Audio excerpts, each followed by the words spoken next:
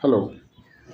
তো আজকে আমরা বায়োকেমিস্ট্রি যে পার্টটা আছে তার একটা আজকে বেসিক ইন্ট্রোডাকশন আমরা নেব যে বায়োকেমিস্ট্রি কী। আর এর পরে কার্বোহাইড্রেটস বায়োকেমিস্ট্রির একটা পার্ট, এটা আমরা তার ব্যাপারে জানবার চেষ্টা করব। তো ফার্স্ট আমরা জানি কি বায়োকেমিস্ট্রি জিনিসটা কী। আচ্ছা,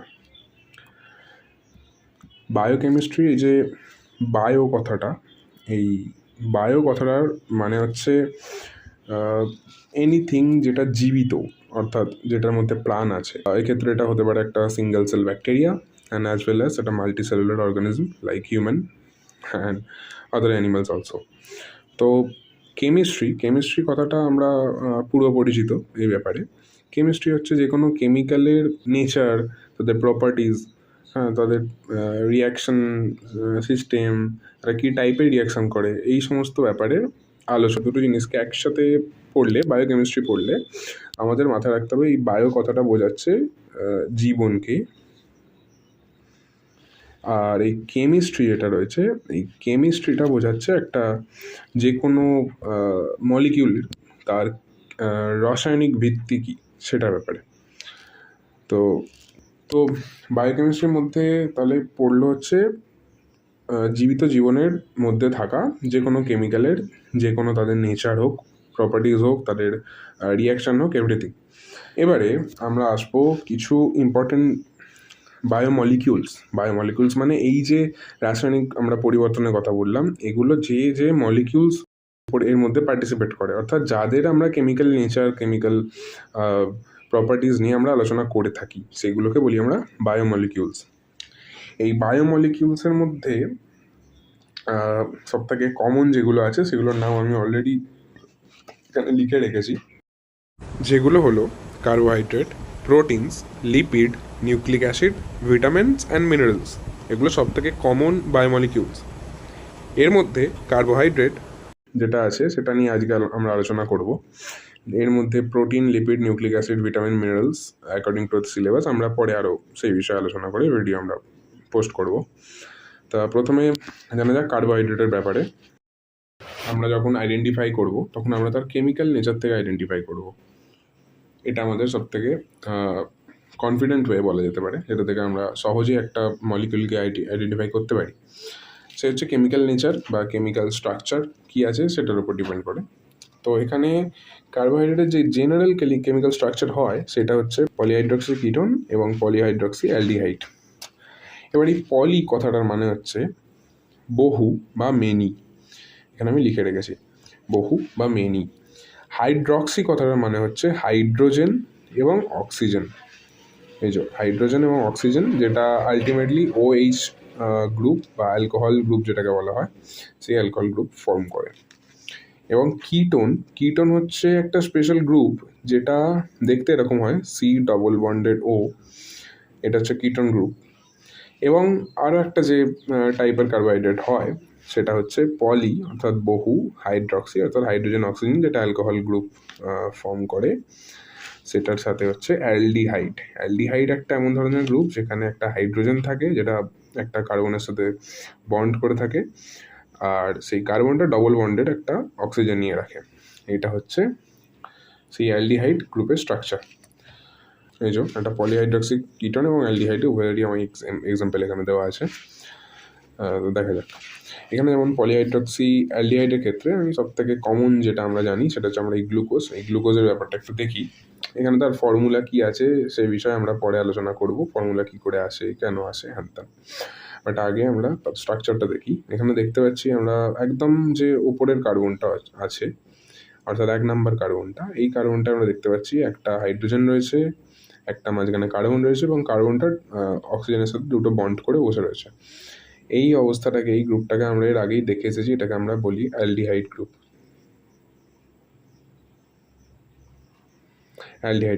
সেই জন্যেই এই টাইপের যে কার্বোহাইড্রেট সেটাতে আমরা এই অ্যালডিহাইড কথাটা পেলাম। নেক্সট হচ্ছে এটা হচ্ছে অ্যালকোহল গ্রুপ।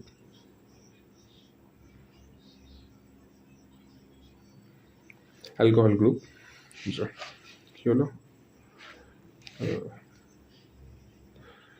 তো এটা হচ্ছে অ্যালকোহল গ্রুপ। আচ্ছা, এগুলো হচ্ছে অ্যালকোহল গ্রুপ। তো এটাকে আমরা বলি হাইড্রক্সিল আয়ন বা হাইড্রক্সি গ্রুপ, যেটা যেটা খুশি বলা যেতে পারে। তো এইখানে এই জন্যই হাইড্রক্সি কথাটা এলো। এবং পলি কেন? কারণ অনেক কটা হাইড্রক্সি রয়েছে, আর সব কটা একটা মেন কার্বন ব্যাকবোনের সাথে কানেক্টেড। এক্ষেত্রে আমরা দেখতে পাচ্ছি যে এখানে 6টা কার্বনের একটা ব্যাকবোন রয়েছে। এবার আমরা কার্বোহাইড্রেটের কিছু ক্লাসিফিকেশন সম্বন্ধে জানবো। ক্লাসিফিকেশন অফ কার্বোহাইড্রেট বলে এটাকে আমরা হেডিং করতে পারি। এই ক্লাসিফিকেশন বুঝতে গেলে আমাদের একটা ব্যাপার জানতে হবে। দেখা যাক, ফার্স্ট যে ক্লাসিফাইড সাবসেকশন যেটাকে বলতে পারি সেটা হচ্ছে মনোস্যাকারাইড। মনোস্যাকারাইড মানে হচ্ছে যেখানে কার্বোহাইড্রেটের একটাই মলিকিউল রয়েছে, এর সাথে অন্য কোনো মলিকিউল কানেক্টেড নেই, শুধু একটাই মলিকিউল কানেক্টেড রয়েছে। মনোস্যাকারাইড হচ্ছে the simplest form of carbohydrate, আমরা যেটা বলতেই পারি। সব থেকে সিম্পল যে ফর্মটা আমাদের নেচারে অ্যাভেলেবেল সেটা হচ্ছে মনোস্যাকারাইড, কারণ এটা একটা সিঙ্গেল ইউনিট কার্বোহাইড্রেট বলা যেতে পারে, দ্যাটস ওয়াই। মনোস্যাকারাইডকে হাইড্রোলাইজেশন করে আর কোনো কম্পাউন্ডে ভাঙা সম্ভব নয়।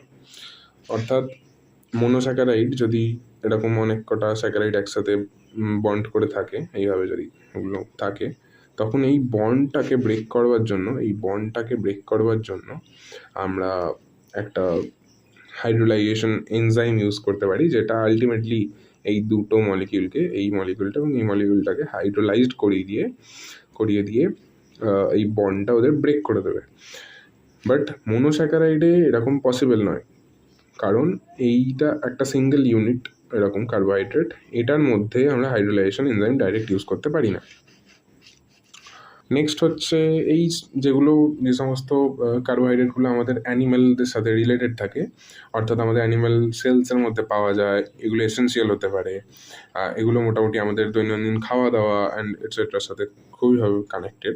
সেই সমস্ত কার্বোহাইড্রেটের যে মনোস্যাকারাইডগুলো হয় সেগুলো মোটামুটি 3 থেকে 7 কার্বন সংশ্লিষ্ট হয়, অর্থাৎ ওই সমস্ত মনোস্যাকারাইডে 3টে থেকে 7টা কার্বন থাকতে পারে। এছাড়া এগুলোর নামকরণও করা যেতে পারে according to the number of carbon present on the specific monosaccharide. সেক্ষেত্রে আমরা নাম্বারিংটা কার্বন সংখ্যা ওয়াইজ আমরা এখানে দেখতে পারি যে ট্রায়োজ বলা হয় সেই সমস্ত মনোস্যাকারাইডে যে মনোস্যাকারাইডে 3টে কার্বন থাকে। আমরা এক্সাম্পল দেখবো এর পরের দিকে।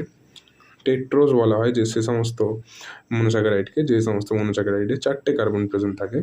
পেন্টোজ বলা হয় সেই সমস্ত মনোস্যাকারাইডকে যে সমস্ত মনোস্যাকারাইডে 5টা কার্বন প্রেজেন্ট থাকে, যেমন এখানে এক্সাম্পল লেখা আছে রাইবোজ, রাইবিউলোজ, জাইলুলোজ এটসেট্রা।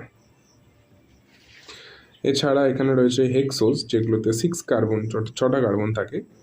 এগুলোকে আমরা এই সমস্ত মনোস্যাকারাইডকে বলি আমরা হেক্সোজ, যার প্রাইম এক্সাম্পল হচ্ছে গ্লুকোজ, ফ্রুক্টোজ, আরও অনেক আছে। এবারে আমরা এই সমস্ত মনোস্যাকারাইডের একটু স্ট্রাকচার নিয়ে আলোচনা করি। আমরা ফার্স্ট দেখতে পাচ্ছি এখানে একটা 3টে কার্বন বিশিষ্ট এখানে একটা মনোস্যাকারাইড রয়েছে, যার 6টা হাইড্রোজেন আছে এবং 3টে অক্সিজেন আছে। এটা একটা স্পেসিফিক স্ট্রাকচার আমরা এখানে দেখতে পাচ্ছি যে 3টে কার্বন, প্রথম কথা কার্বন ব্যাকবোন তৈরি করবে, তাই কার্বনটা একদম লিনিয়ার চেনে মাঝখানে থাকলো, এটা ব্যাকবোন তৈরি করছে। তারপরে এই কার্বনের সাথেই এক পাশের হাতে রয়েছে হাইড্রোজেন এবং এক পাশের হাতে রয়েছে অক্সিজেন ফার্স্ট, অর্থাৎ একদম প্রথম কার্বনটাতে, এবং যে অক্সিজেনটা যেহেতু ডবল বন্ডেড আছে তাই এই গ্রুপটা অ্যালডিহাইড গ্রুপ। এই যে মনোস্যাকারাইডটা, এই মনোস্যাকারাইডের নাম হচ্ছে গ্লিসারঅ্যালডিহাইড। এবার আসি একটা 5 কার্বনযুক্ত মনোস্যাকারাইড উদাহরণে। এক্ষেত্রে আমরা দেখতে পাচ্ছি এখানে রয়েছে রাইবোজ একটি শর্করা, একটি মনোস্যাকারাইড, একটি সরল শর্করা, যার ব্যাকবোন তৈরি 5টা কার্বন দিয়ে। এই ব্যাকবোনটি তার 5টা কার্বন দিয়ে তৈরি, এবং এর প্রথম কার্বনটি অ্যালডিহাইড গ্রুপ তৈরি করেছে বা ফর্ম করেছে, সেই জন্য এটি একটি পলিহাইড্রক্সি অ্যালডিহাইড টাইপের কার্বোহাইড্রেট। এরপরে আমরা দেখতে পারি গ্লুকোজ, যার ব্যাকবোনটা 6টা কার্বন দিয়ে তৈরি, এবং এরও প্রথম কার্বনটি অ্যালডিহাইড গ্রুপ তৈরি করেছে, এখানে আমরা দেখতে পারি অ্যালডিহাইড গ্রুপ তৈরি করেছে,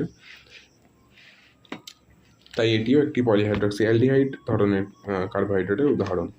এবং তারপরে আছে গ্যালাক্টোজ, এক্ষেত্রেও আমরা 6টা কার্বন দেখতে পাবো এবং তার প্রথম গ্রুপটা অ্যাজ ওয়েল অ্যালডিহাইড গ্রুপ তৈরি করেছে।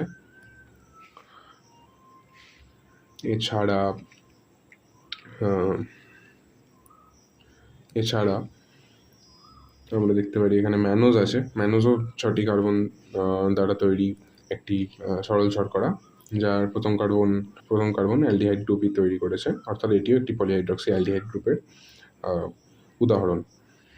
এছাড়া আমরা পরের দিকে দেখতে পারি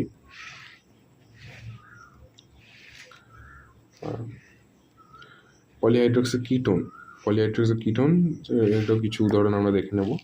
প্রথম আছে ফ্রুক্টোজ, যেটা 6টা কার্বন রয়েছে। এবং প্রথম কার্বনে রয়েছে, এটা সাধারণভাবেই একটা হাইড্রক্সিল গ্রুপ এবং একদিকে 2টো হাইড্রোজেন রয়েছে। দ্বিতীয় কার্বনের যে গ্রুপটি রয়েছে, এই গ্রুপটাকে আমরা এর আগে দেখেছি, আমরা এটাকে কিটোন বলে চিনেছি। দ্বিতীয় কার্বনে এই গ্রুপটি রয়েছে এবং এই ওভারঅল স্ট্রাকচারটার নাম ফ্রুক্টোজ। এটি একটি সরল শর্করা বা মনোস্যাকারাইড, যেটা 2 নম্বর কার্বনে কিটোন গ্রুপ প্রেজেন্ট, তাই এটি হচ্ছে পলিহাইড্রক্সি কিটোন। এছাড়াও রাইবিউলোজ দেখতে পারি আমরা। রাইবিউলোজ একটি 5 কার্বন শর্করা, অর্থাৎ এটি একটি পেন্টোজ শর্করা।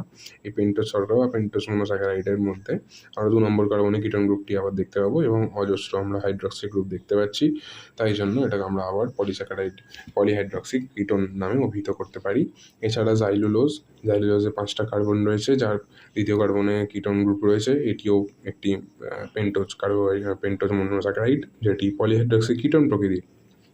এছাড়া রয়েছে ডাইহাইড্রক্সি অ্যাসিটোন, এটি 3টি কার্বন সংশ্লিষ্ট একটি কিটোন গ্রুপ যুক্ত একটি মনোস্যাকারাইড। এই মনোস্যাকারাইডে আমরা দেখতে পারি প্রথমের কার্বনটি, তার ডান দিকে রয়েছে একটি হাইড্রক্সিল গ্রুপ এবং বাঁ দিকে 2টো হাইড্রোজেন। এছাড়াও আমরা নিচের কার্বনটিতেও তাই দেখতে পাবো, কিন্তু মাঝখানটা রয়েছে কিটোন গ্রুপ। সেক্ষেত্রে এটাকেও আমরা বলতে পারি ডাইহাইড্রক্সি অ্যাসিটোন, যেটা 2টো হাইড্রক্সি গ্রুপ আছে বলে এখানে ডাইহাইড্রক্সি বলা হচ্ছে। এই ডাইহাইড্রক্সি কথাটার মানে হচ্ছে 2টো হাইড্রক্সি গ্রুপ, এবং সেখানে 2টোই আছে, তাই জন্য আমরা এটাকে বলছি ডাইহাইড্রক্সি। এবং অ্যাসিটোন, এক্ষেত্রে টোনটা এসেছে কিটোন থেকে, কারণ এর মাঝখানে কিটোন গ্রুপ অবস্থিত।